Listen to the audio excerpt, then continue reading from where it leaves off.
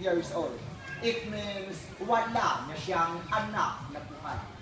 Pagkakataon ko nang makuha ang proper. Anyway, si Don Mariano.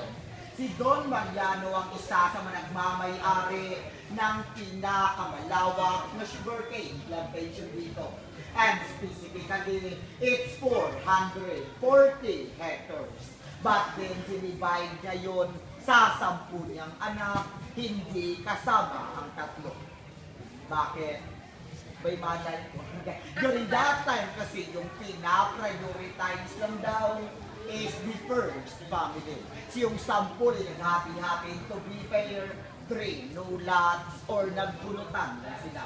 This mansion went to Mercedes Lacson, but she married to Manuel Habiliana from Haro, Iloilo. And guess what? Nakaanak sila ng labing dalawa. Of course, walang baby noon. Walang ibang-ibangan.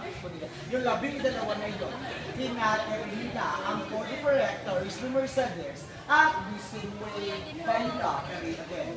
So sabi ko, habang palayo ang generation, paligid na nagpaligid ang properties. Now, ang natira nila is only 3.6 hectares kasama tigunasyon when to Ramon Habiliana, patay na rin siya.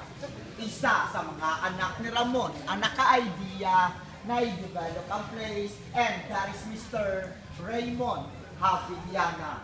It means this already owned by the Habiliana family, managed by Mr. Raymond Habiliana. Kaso wala siya dito ngayon.